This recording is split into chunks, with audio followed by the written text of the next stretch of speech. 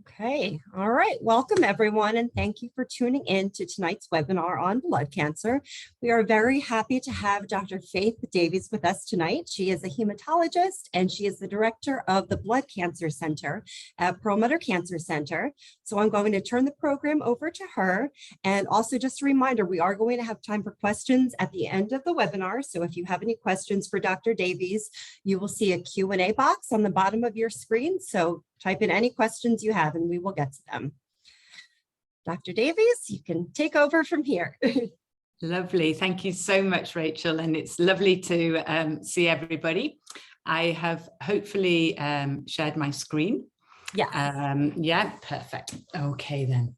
So what I wanted to do today was to talk a little bit about what blood cancers are, and then to discuss a little bit about what's new at the Perlmutter Cancer Center with respect to blood cancers.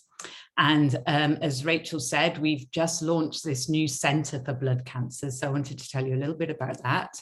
And then also tell you a few stories about some of the research that's been going on both in the clinic and the laboratory. And then hopefully there'll be plenty of time for questions, and I'm happy to take questions more or less on anything. I know that some have already come up in the chat box and we'll certainly get to them. And questions can be about this or they can be about other things. So very, very comfortable and happy to do that. So I thought I'd just start off telling you a little bit about myself, just so you know where I'm coming from in this. So as you can tell, I'm from a little bit east of here. I'm actually from Wales, which is the purple bit in that top picture. And I trained in hematology in the UK. I actually then spent 3 years in Boston learning about drug development and how you determine whether drug might be useful for patients with blood cancers. Then went back to the UK for a while and then actually headed over to Arkansas, where there is a big myeloma center. And I headed up the myeloma center there and then moved to NYU about 3 years ago. So I have a special interest in a kind of blood cancer called myeloma. But as I say, I've had quite a diverse training. And so I know quite a lot about drug development, about clinical trials, about transplantation, and all sorts of things like that. And so I've recently been appointed as the director of the blood center. So we'll talk a little bit about that. So I thought it was probably best just to start off and talk a little bit about some of the challenges of blood cancers. For the very simple reason, I'm assuming some people are very knowledgeable on the call, and so I apologize if they already know this, whereas I guess other people are still learning about blood cancers. And really, when we take blood cancers as a whole, they represent about 10% of new cancer cases in the US. But there's actually quite a lot of different kinds of blood cancers, and each kind requires a different sort of treatment. So we have lymphomas, and they can be split into two broad categories, but within those categories, there's actually lots of different subtypes. We then have myeloma, and then we have leukemias, and some of those leukemias can be chronic and others can be acute. And we'll come back to that again in a moment. But it's really quite common, I guess, as a broader thing to have a blood cancer. And so just a little bit of background. So essentially, if you look at the picture of the skeleton there, when we're an adult, we actually make our blood in the big bones, mainly of our hips, but also the big bones in our spine and in our ribs. As a child, we also make them in the top of our arms and in our top of our legs. But as an adult, that's the main places that we make our blood.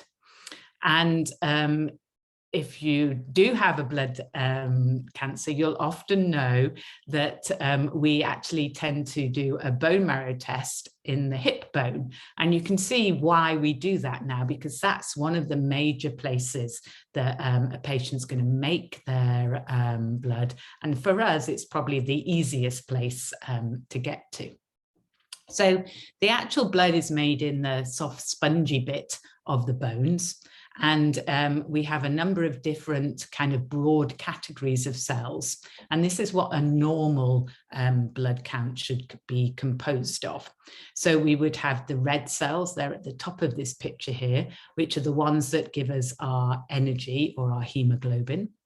We then have a whole host of different kinds of white cells, each of which has a different sort of role. So some cells, like the lymphocytes, might fight viruses, whereas the neutrophils at the bottom, they tend to fight bacteria. And then the ones in the middle are often ones which tend to kind of go in up if we have an allergy or something like that. And then we at the bottom of the picture, we have what we call our platelets. And those are the ones that help us to stop bruising and bleeding. And so the problem when we get a blood cancer is that these cells can go wrong. So again, I've kind of flipped the picture on its side here. So if we look at the bottom of the picture, we've got our red cells, our platelets, and then our different kinds of white cells. But each of these actually start off from what we call a precursor cell, or a cell that they kind of a baby cell that they then grow into their end cell. And what can happen is that these kind of premature cells can become abnormal. And that's when we get a kind of blood cancer. And it depends which kind of cell becomes abnormal as to what kind of blood cancer a patient may get. So for instance, if it's one of these very early cells at the top there, what we call a stem cell, the myeloid cell or the lymphoid cell, patients who have a problem with those will get a leukemia. So maybe an acute myeloid leukemia if it's the myeloid stem cell, or acute lymphoid leukemia if it's a lymphoid stem cell. Whereas if it's one of the later cells that goes a little bit wrong and starts to grow too rapidly, like one of the lymphocytes, that would give patients more of a chronic leukemia, such as chronic lymphoid leukemia. And so we tend to classify our blood cancers depending on what their nearest normal cell looks like. And then we tend to put them into the two boxes of chronic or acute. And what we mean by that is if a patient has an acute leukemia, then it's come on really quite quickly. And those cells tend to grow really quite quickly. And sometimes they're actually easier to kill off if we give quite strong chemotherapy. Whereas if it's a chronic condition, that suggests that it's kind of grown really slowly over time, maybe 2 or 3 years. And those cells continue to grow slowly. And sometimes the tricky problem with those cells is that because they grow slowly, it means that they're often more difficult or slightly more tricky to kill off. So we don't really know why people get blood cancers, and there's all sorts of discussion about whether it's something that's wrong with the actual cell in the patient, so the genetics, or whether it's the environment where the person is living or what they've been exposed to, or indeed a bit of a combination of both. We do know that for some cancers, we can identify the cause. So for instance, we know that some chemicals are related to the development of blood cancers. One of the kind of frequent ones might be Agent Orange that many of our veterans have been exposed to, or indeed benzene and petrochemicals. We also know that previous treatments can make people a little bit more prone to blood cancers. So unfortunately, sometimes maybe people who have had breast cancer in the past and have had chemotherapy might actually go on later to get an acute leukemia. And that's because the chemotherapy for the breast cancer can cause it. Other kind of causes can be some of these new immune treatments. And often if you listen to the news when people are advertising treatments for rheumatoid arthritis or psoriasis, you'll often hear in the bit at the end that it can cause lymphoma occasionally. Some of the cancers can result from an infection. So we can sometimes see more cancers in patients that have HIV, or there's a a specific kind of stomach cancer or stomach lymphoma that can be caused by a bacteria. And if we treat that bacteria, the lymphoma actually goes away. And very, very occasionally, we can see patients who have the blood cancer going through their family. That's really quite rare. It can occur with chronic lymphocytic leukemia, but for other things, it's quite rare. But I would say 99% of patients, we have no idea why they unfortunately develop a blood cancer. And so I just wanted to show this. So this is kind of data from NYU, okay?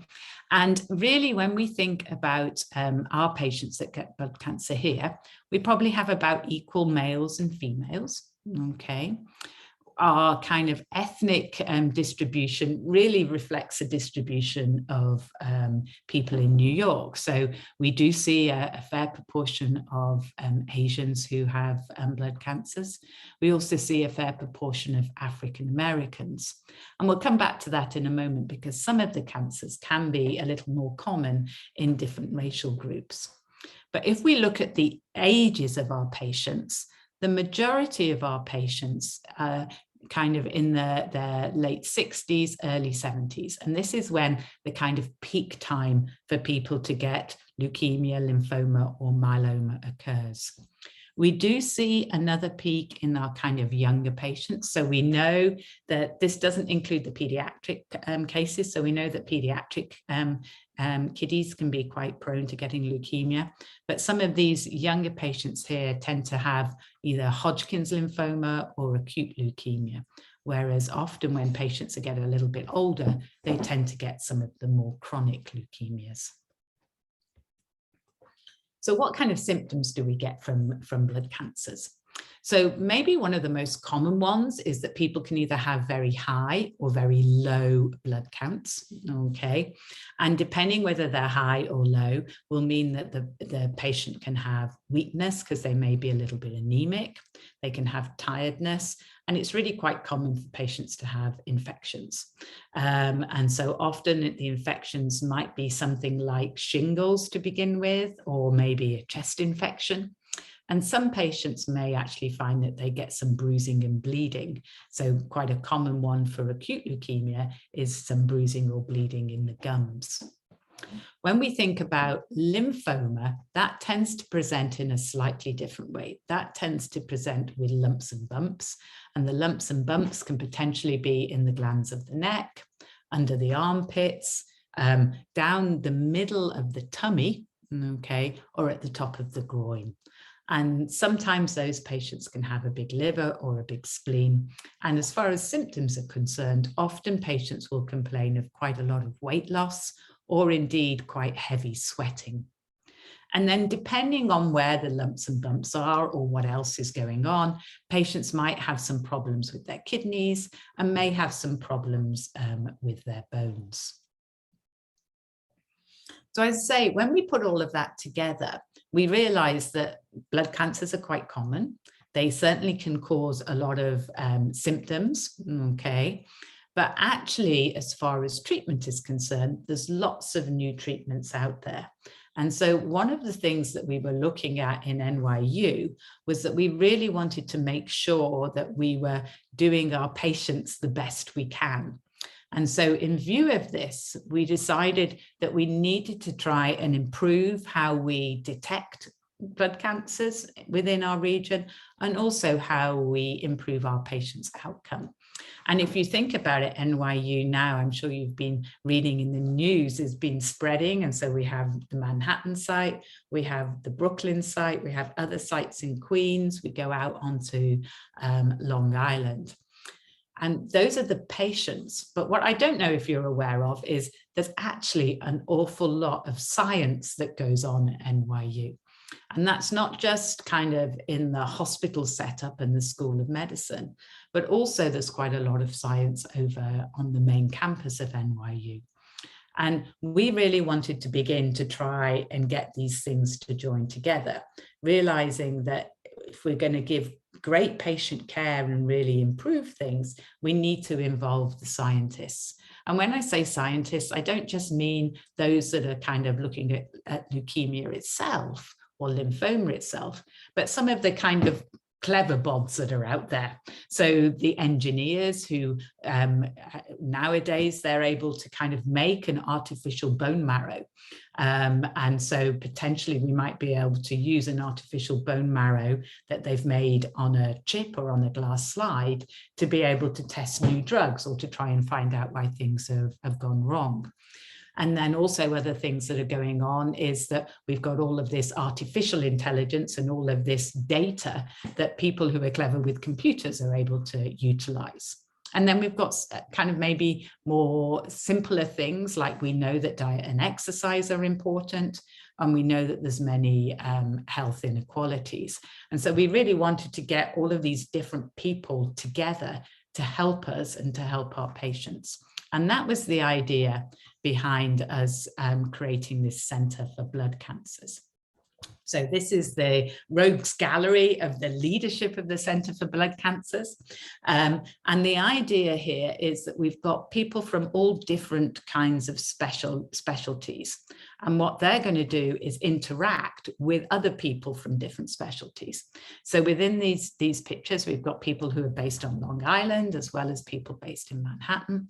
We've got doctors that just see patients, doctors that just have a laboratory and do science. We've got pediatrics, we've got the guy that looks down the microscope and does the diagnosing. So we've got the whole host of different people here. The idea being that if we can get all of these people talking A, to each other, and then B, to different people in the university, then we'll be able to make a lot of progress. And so what we're hoping to do with the new centre is to make sure that we can leverage all of those discoveries in the laboratory, then all of those things we learn about leukemia, lymphoma, and myeloma, and help them to move into the clinic so we can have new therapies. And the idea being that we're going to be one of the global leaders. And we've kind of picked out a few kind of aims that we feel is really important.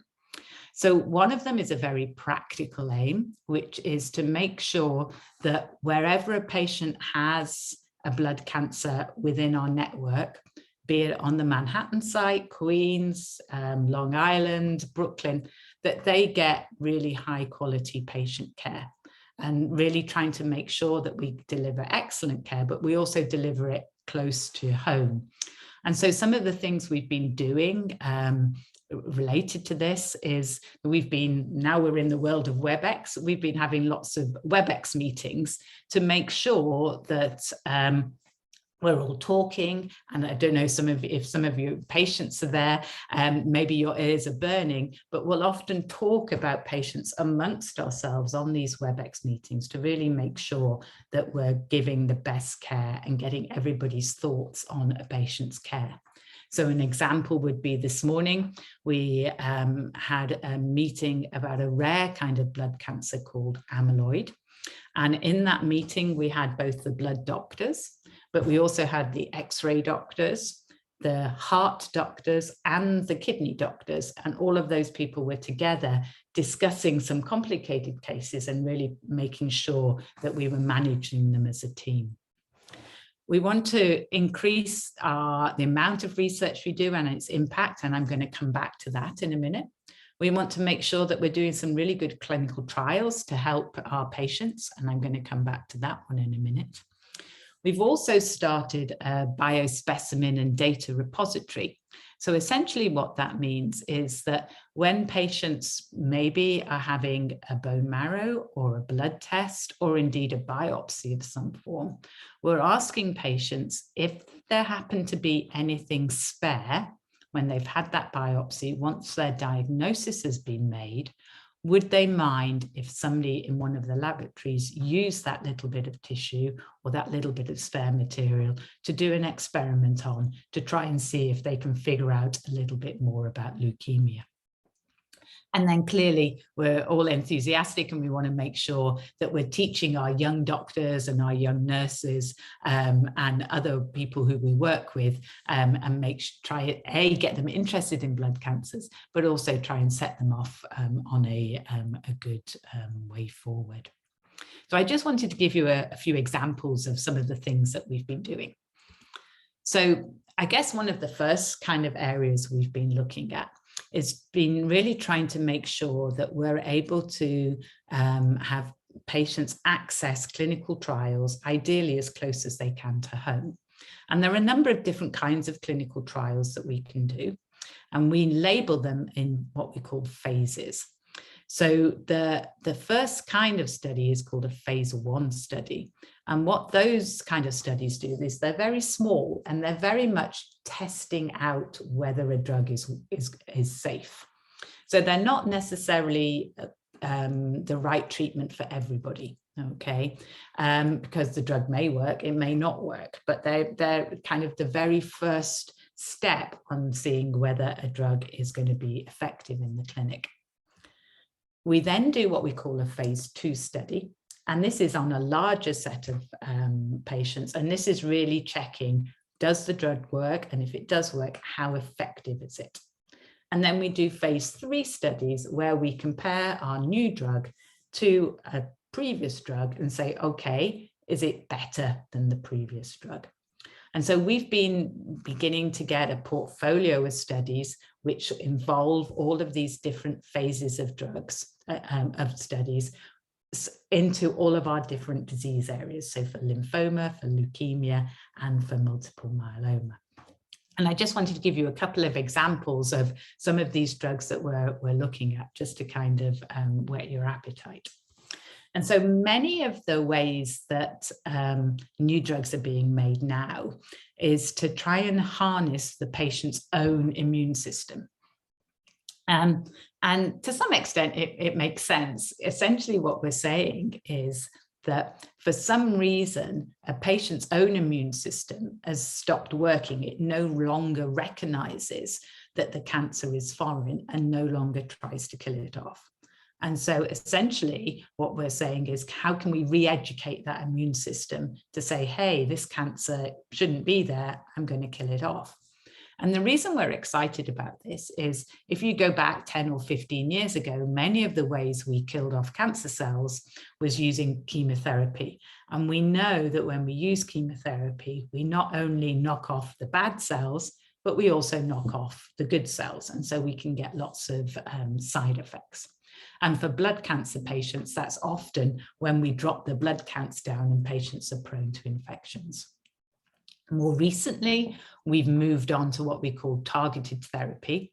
And so that's where essentially it's like a lock and a key. We have one drug that really matches a patient's cancer cell, and when it gets taken up, it kills off that cancer cell, but doesn't affect any of the normal cells.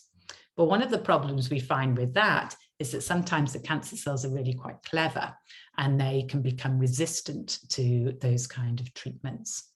And so, as I say, many of our newer treatments are really trying to persuade the patient's own immune system to kill off the cancer cells. And I try and think about it a little bit like this. So if you think about Harry Potter, okay, he has his cloak of invisibility, and when he wears that, he kind of disappears. And that's essentially what our cancer cell has done. Our cancer cell has put on this cloak of invisibility, and therefore the body is not able to see it and is not able to eliminate it. And so somehow we need to take off that cancer cell's cloak of invisibility, make it more visible so that the patient's own immune cells can see it and can kill it off. And so there's a number of clever ways of doing that. So I've got an example here. So if we think about the purple cell being the blood cancer cell, okay, and the blue cell on the right is one of the patient's own immune cells. Now, theoretically, that blue cell, the immune cell, ought to be able to interact with the purple cancer cell and kill it off. But for some reason in the patient, it's not able to do that. And so there's this new, it's not able to see that cancer cell. So there's this new drug that's available, and there's actually examples in both myeloma, lymphoma, and leukemia now, which is called a bispecific antibody. And what the bi bit means is it's got two arms, and one arm is able to grab the T cell, is able to grab the immune cell. The other arm is actually able to grab the cancer cells. So it's able to make the cancer cell become visible again. And so therefore it brings the immune cell next to the cancer cell and forces the immune cell to do its job, which is to kill off the cancer cell. And these treatments really seem to be quite effective. So depending on the disease, these are now in the phase 2 portion, which is that where they're testing exactly how effective they are. Or for some of them, they've actually moved into the phase 3 study where we're testing them against other treatments. There is another way of doing a similar kind of thing. It's a little bit more complicated, but it's called CAR T-cell therapy. And this time what we do is that we actually take out some of the patient's blood, we take out their immune cells, and we reprogram them in the lab. And we reprogram them, we make them grow, and then we give them back to the patient. And in that reprogramming part, we're actually reprogramming so that they can kill off the cancer cell. So it's kind of a little bit similar to that antibody test, but just done in a slightly different way. And again, we're using those now in the clinic. There's some that are commercially available on insurance, but there's also quite a few clinical trials. So I just want to move on to 2 other little things that we've got going, which I thought you might find interesting. Okay, and then we can take some questions and so on. So I wanted to do a little bit about some of the things that I know is going on around some of the racial differences in cancer. And on this one, I'm kind of concentrating on my own pet subject, which is myeloma. So myeloma is one of the second commonest blood cancers. It tends to be a blood cancer that affects older people, so the median age is about 69. However, one of the interesting things, I guess, is that there's actually more African Americans that have myeloma than there are Caucasians, and it's 2 to 3 times more common in African Americans than Caucasians. And we really don't know why. And as I said earlier, these things can happen for a number of reasons. It might be something to do with lifestyle. For instance, African Americans tend to have a very different diet compared to Caucasians. And we know from other cancers, such as stomach cancer, for instance, that in that cancer, Asians have quite a high incidence because of their love of fish. So there could be something around diet. It could be something to do with socioeconomic class, something to do with exposures and the environment. It could be something to do with the genetics and inheritance, or again, it could be something to do with the actual patient's immune system and how they are made up. And so one of the studies that we've got going, which is we're asking patients who have this condition called smoldering myeloma. We're asking both Caucasian patients and African American patients whether they would be happy to take part in a study. We're not actually doing anything treatment-wise for them different. We're just asking them if they would mind us kind of really taking a very close look at them. And so we're doing a lot of work with questionnaires, asking those patients, you know, what have they been exposed to in the past? What's their smoking history? What's their exercise history? Have they been exposed to chemicals? And those kind of questions. But we're then also taking the patient's tumor cells, which we take from the bone marrow, and doing quite sophisticated genetic testing on them. But we're also taking not only the tumor cells, but some of those normal cells, because there's some suggestion that it may be that there's something different about those normal cells which aren't able to recognize the cancer cell. And importantly, we're not just working as kind of myeloma docs, we're working with experts in dietary factors, experts in some of the environmental sciences, and so on, to see if we can figure out why there's so many differences. Now, this is quite a long study. It's going to be being done over 4 or 5 years. But the idea is, if we really delve in deep into these differences, we might not only be able to figure out what happens with African American patients, but we'd also kind of lead back to what potentially happens with Caucasian patients as well. So one of the other areas, which I think is quite interesting, which I'm not sure if people are aware of some of the things that are going on, is around the microbiome. Okay, so what is the microbiome? Is basically all of those bugs that live in one's poo or stool. Okay, and essentially, when we look at a person's bowel, they actually have trillions of microbes in there. Okay, and what those tend to do is that their role is that they help us to digest our food.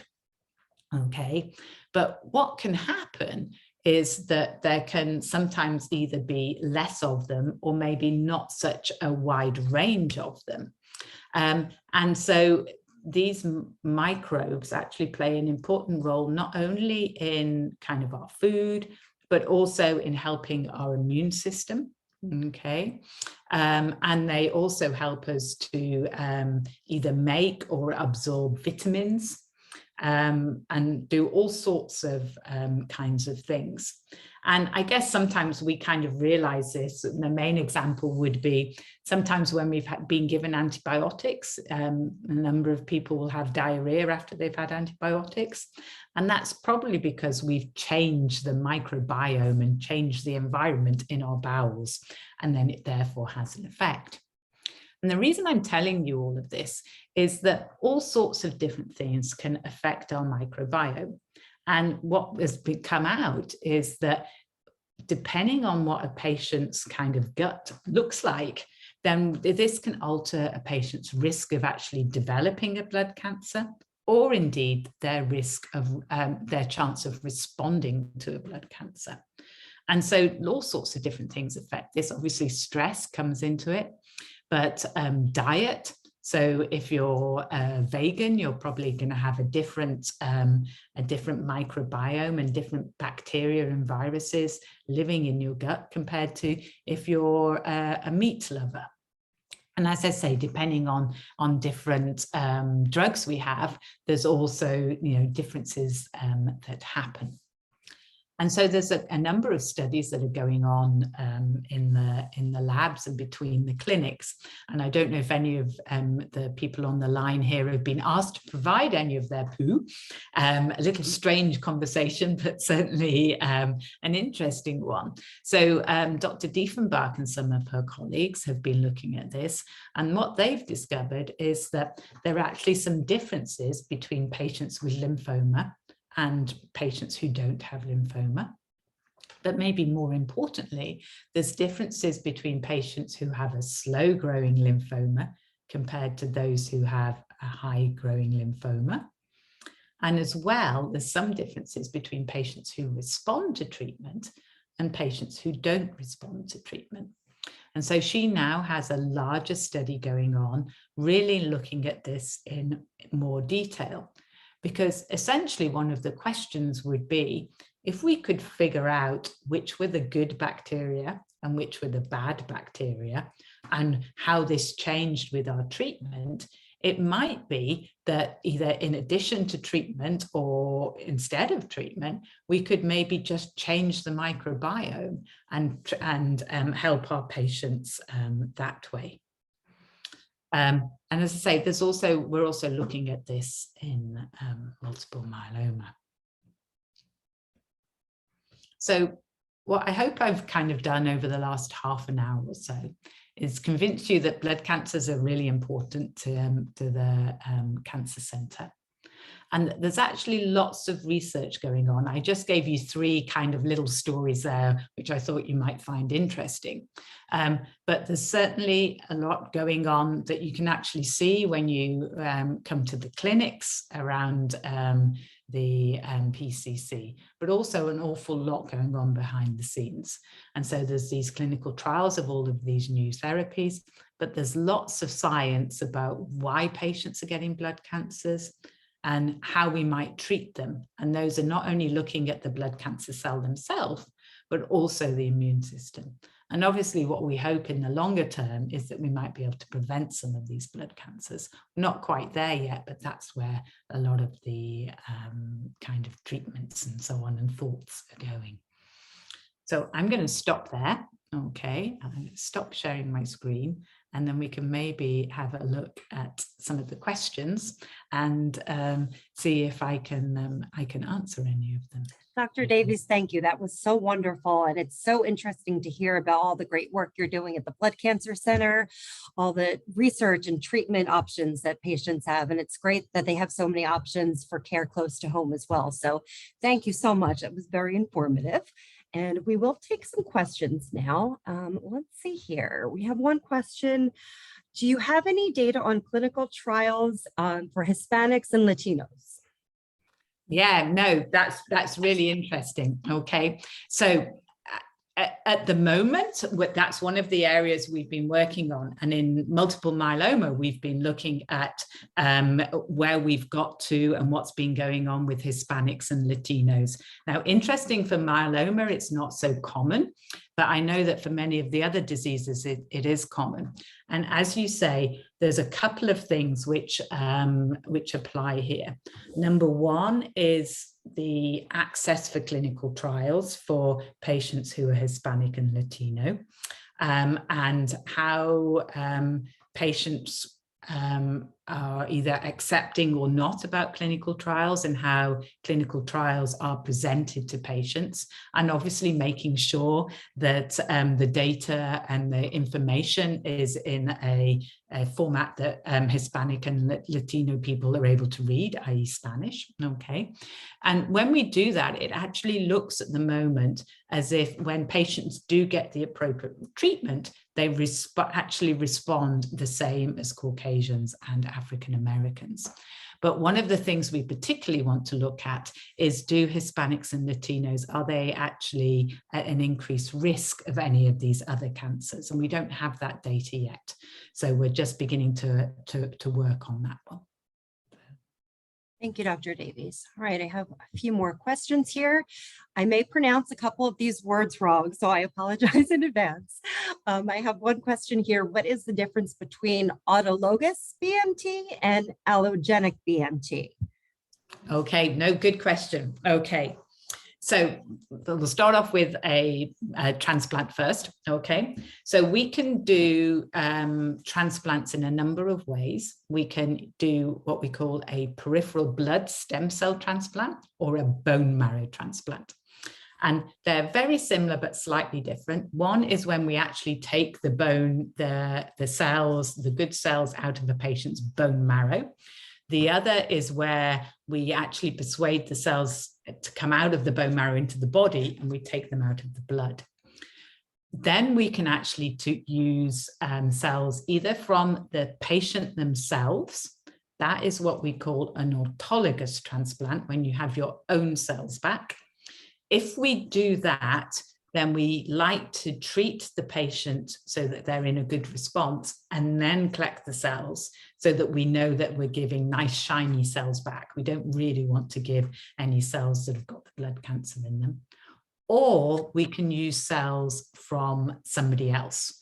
If we use cells from somebody else, they need to match the patient. So we need to make sure, usually we either do this by using a family member, because we know the genetics of a family member are quite similar, or indeed we'll go and we'll get a look in what we call a registry to see if we can find somebody who matches.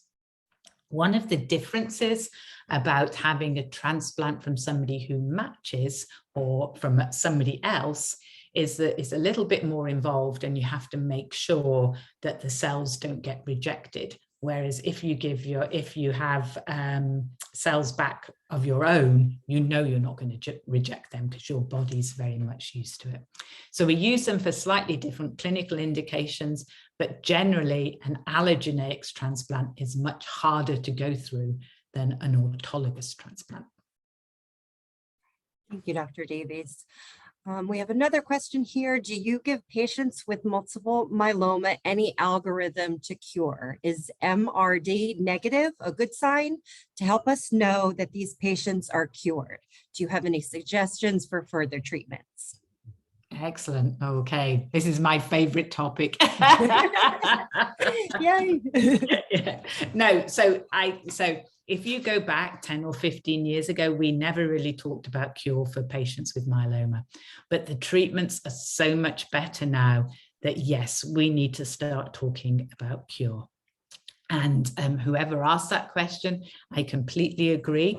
Being what we call MRD negative, so that's when we check the patient, we do the bone marrow, unfortunately, we check and we see if we can see any myeloma cells.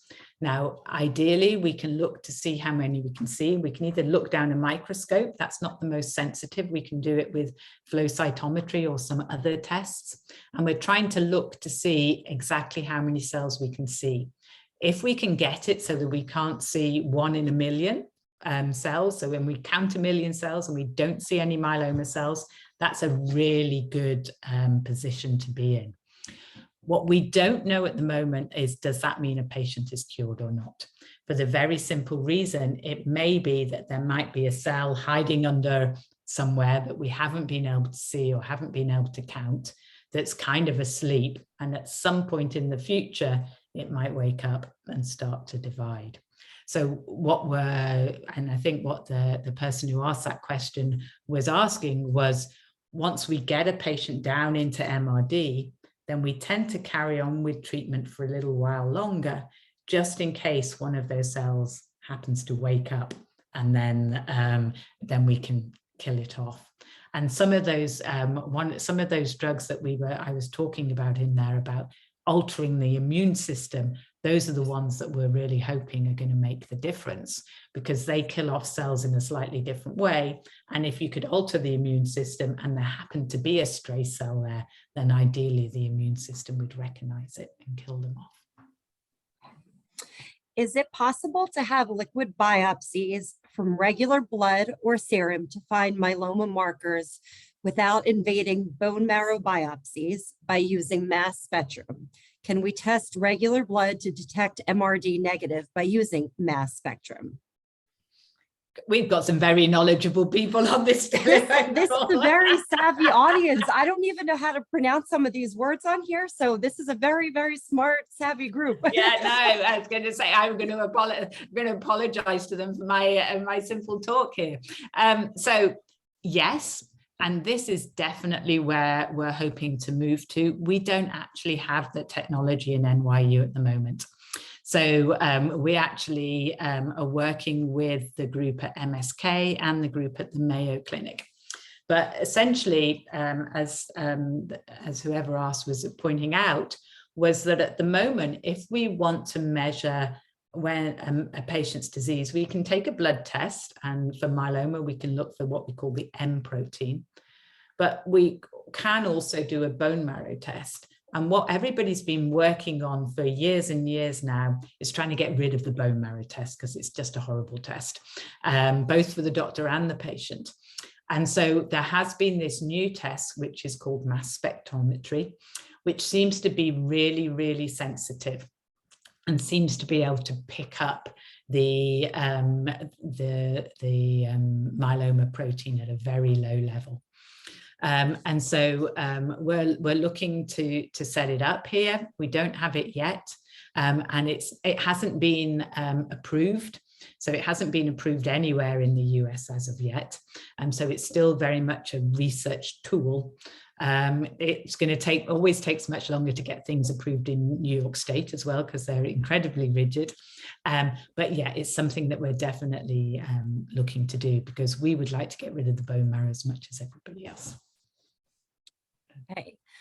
Do you treat MDS or low-grade MDA or CCUS, clonal cytopenia of undetermined significance? There may be precursors. My fiance is being treated with arasenap for 3 years for these diagnoses, but I would like a fresh approach. Yeah, okay. No, so I personally don't treat those, but you're completely correct. One of my colleagues does, and I'm very happy to kind of put you in contact with them. And this again is an area that we're hoping to move into, because each of these disease areas that we've been talking about, so myeloma, leukemia, and lymphoma, there's actually a kind of a condition that's just before that, where it's what we call a precursor disease. So the patient doesn't have really bad disease, but they have something going on. And what we're really keen to do is to collect those patients together so that doctors can get expertise, but also so that we can try and ideally interfere, well, like this patient has been having the Arab nest, to try and stop the disease getting any worse. So, at NYU, the kind of experts in this area would be Dr. Abdul Hay, Dr. June Choi, and Dr. Kamenetsky would be the kind of three people who have experience in this area. We have one question here. In 2020, I had chemo and rituximab and finished in January. Right now I'm in remission, but I still feel fatigue. Will that go away? Yes. Okay. No, you're completely correct. One of the things about having chemotherapy is even when you finish treatment, it takes some time before the body gets back to normal. And it's kind of important to begin with, to give the body time to rest and to repair, but then to begin to get into, I guess, a kind of, I was going to say, healthy kind of pattern, if that's the right expression. You need to begin to teach the body to do its jobs again. So I'm not suggesting that you start marathon training or anything like that, but kind of to think about it a little bit like that, in the fact that when you're having this intensive chemotherapy, your muscles get weaker. You don't have a normal routine like you did when you were well. And so once the chemo is finished, we need to get rid of the toxins from the body, but then we need to reteach the body what it should be doing. So just kind of healthy hygiene, I guess, and beginning to say, right, okay, I should be going out for a little walk today. It doesn't need to be far, but I need to kind of retrain my body into what it should be doing. So, but yes, it will definitely get better. I have a question here. Any thoughts on essential thrombocythemia? Thrombocytopenia. Yeah. I did not pronounce that right. I'm sorry. No, yeah, you're doing good.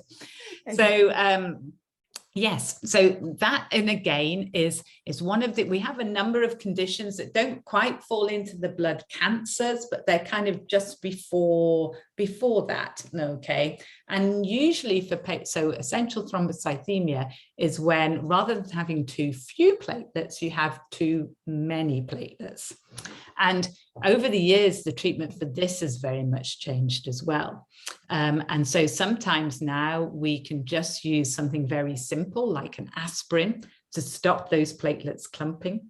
Sometimes we need to give slightly more complicated treatment. And it used to be that we only had kind of traditional chemotherapy agents for that. But now there's actually some quite clever agents that really just target that particular cell.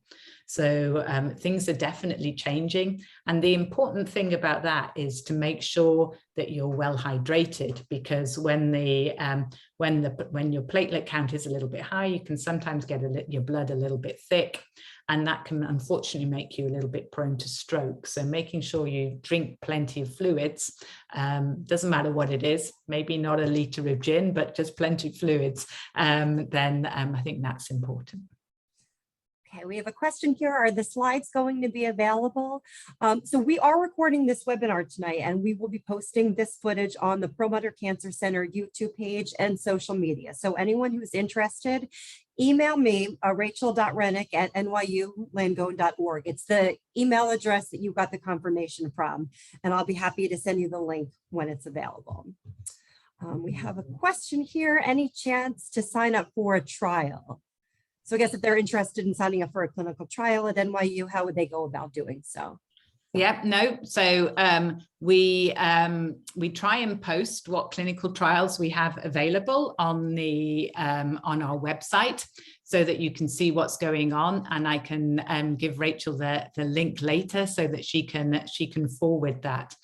I think it's also it's kind of, as you say, it's very important to do that so that people can have a look through and to understand what's potentially available, but also they can ask their doctor, and their doctor should be able to let them know what kinds of things might be available. If they're not available now, what might be available later. Okay, yeah, anyone who's interested in that link, please email me and I'm happy to pass it along. And we have another question here. 54-year-old African-American male diagnosed with MS in 1993, CLL in 2019. I am on oxybutynin and actually seeing my doctor tomorrow. I live in Tacoma, Washington. I think they're just sharing their story with us. I don't think there was a question there. Oh, how can we make sure we have the right bacteria in our microbiome? No, that's a really good question. And that's one that we truthfully don't know at the moment, because we don't know what's a good bacteria and what's a bad bacteria. So we do often hear a lot about the little kind of drinks and things that the yogurty drinks and things that we can take. And my suspicion is that they may be helpful, but at the moment we truthfully don't know what's a good one and what's a bad one. And so I tend to just say, let's just have a healthy diet and a varied diet. I think that's the other thing. So and sometimes, particularly if you're on treatment, some of those things that we traditionally think of as bad things are not necessarily bad things. So if patients are receiving treatment, then it's often important to have some fats and proteins in your diet. So I would say a varied diet, and watch this space, because I think and my guess is in the next couple of years, we're going to learn much more about what's a good bacteria and what's a bad bacteria, and which ones we probably want to have there and which we don't. Very good advice. Well said. And it looks like this is the last question here. Everyone has great questions tonight. They really do. What is a normal platelet level? Okay, and that one I can do. So somewhere between 150 and 300. Okay. Having said that, because we're blood doctors, we tend not to worry too much when they go down a little bit. So many of our patients will actually have a slightly lower platelet count. And I usually say, as long as you don't plan on skydiving or something like that, then having a platelet count as low as 30 or 40 is actually okay if you have a blood kind of problem. So, okay, that sounds great. And it looks like that was the last question. So Dr. Davies, thank you so much for an amazing lecture. This was all so informative. We really appreciate you taking the time. And thank you to everyone for tuned in. You were a great audience. You had wonderful questions. Like I said, if anyone has any questions, would like some follow-up information about receiving the YouTube link with the video or information about clinical trials, please just respond to the confirmation email that you got about this webinar, and I'm happy to send it to you. And that's it. Have a great night, everyone. Dr. Davies, thank you again. No problem. Thank you so much. And it's been a delight to meet everybody. And yeah, take care and enjoy the evening. Thank you. You too. Good night, everyone. Thank you, Rachel. Bye now. Bye.